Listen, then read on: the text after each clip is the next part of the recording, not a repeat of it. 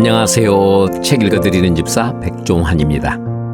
매주 화요일 전국장애인 부모연대 소속 발달장애인 부모님들이 이룸센터 앞에서 발달장애인 이야기를 나누고 있습니다.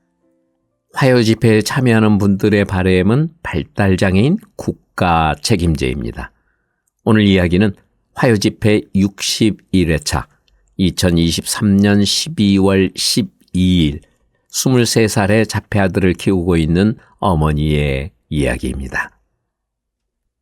함께 해주시는 여러분 반갑습니다. 부모연대 경기 성남지에서 활동하고 있는 복성옥입니다. 저희 아들은 자폐 스펙트럼 장애와 주의력 결핍 과잉 행동 장애를 함께 가지고 있는 22살 된 청년입니다. 아들은 공격 행동 및 분노 폭발 행동 때문에 항상 엄마나 가족이 붙어서 주 돌봄을 하면서 다른 사람의 도움도 받아야 일상생활의 안전이 어느 정도 확보됩니다.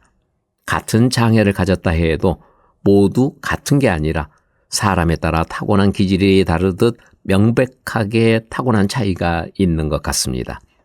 그 차이를 엄마인 제가 이해하고 아들에게 맞는 교육을 찾기까지 많은 시간이 걸렸습니다.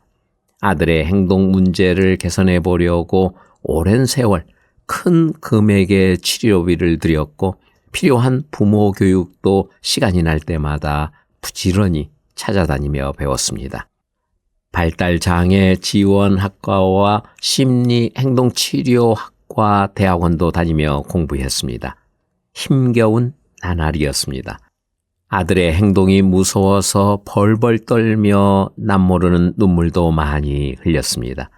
너무 힘들 때는 종교와 상관없이 108배 절을 하며 아이가 왜 그런 행동을 하는지 끝없이 질문을 하기도 했습니다.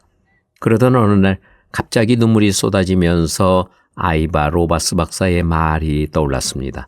아이바 로바스 박사는 ABA 치료 효과를 초기에 입증했던 연구자로 유명한 사람인데요. 우리가 가르치는 방식대로 아이들이 배울 수 없다면 아이들이 배우는 방식대로 가르치면 된다라고 말했습니다.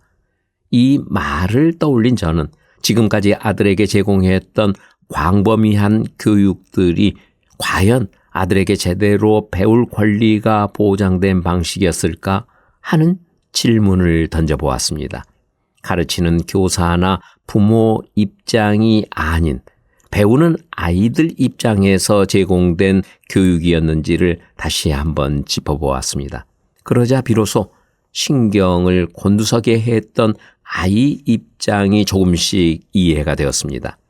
아들이 발달장애로 태어나고 싶어서 태어난 것도 아니고 세상 사람들을 괴롭히고 싶어서 그런 행동을 하는 것도 아니며 가장 고통받고 있는 사람은 바로 아들이라는 것을 새삼 깨닫게 되었습니다. 한편으로 나 자신이 아들처럼 자신의 감정이나 생각을 표현하는데 어려움을 가지고 태어났을 경우 나의 엄마가 어떻게 해주면 좋을지 처지를 바꿔서 생각해 보기도 했습니다. 이런저런 노력 끝에 아들을 더 위험한 수준으로 몰아넣는 무지에서 벗어나기는 했습니다. 하지만 문제는 엄마가 아이를 돌보지 못할 때, 특히 제 아들처럼 전문 인력 지원이 필요한 대상을 더더욱 믿고 맡길 곳이 없다는 게 여전히 가장 큰 걱정거리입니다. 이번 오체 투지 행진에 참여하면서 몸은 힘들었지만 대지 위에 온몸을 던져서 큰 절을 할 때마다 아들에게 자매하는 마음과 발달장애 차별 멈춰를 넓은 세상에 마음껏 외치면서 마음에 쌓였던 응어리가 순간 싹 사라지는 듯 홀가분한 기분이 들기도 했습니다. 하지만 그 기분은 잠시, 일상으로 돌아오니 아들의 미래에 대한 근심은 다시 불안감으로 다가옵니다. 아들이 주변 분들에게 자주 듣는 말이 있습니다. 인선은 좋은 부모를 만났고 좋은 가족을 만났다고 합니다. 이제는 이런 말이 듣고 싶습니다. 인선은 좋은 나라에 태어나 안전하게 살아갈 수 있다는 말입니다. 엄마가 노력해서, 아니 가족 모두가 할 수 있는 노력을 다해서라도 아들이 지금처럼 행동 문제는 있지만 인간다운 대접을 받으며 살아갈 수 있다면 얼마나 좋겠습니까만, 인지 수준이 돌진한 아이 수준인 아들은 평생 다른 사람의 지원과 도움 없이는 살아갈 수 없습니다. 그래서 국가에게 요구합니다. 부모의 노력으로 해결할 수 없는 발달장애 24시간 지원 체계를 꼭 구축해 주십시오. 투쟁!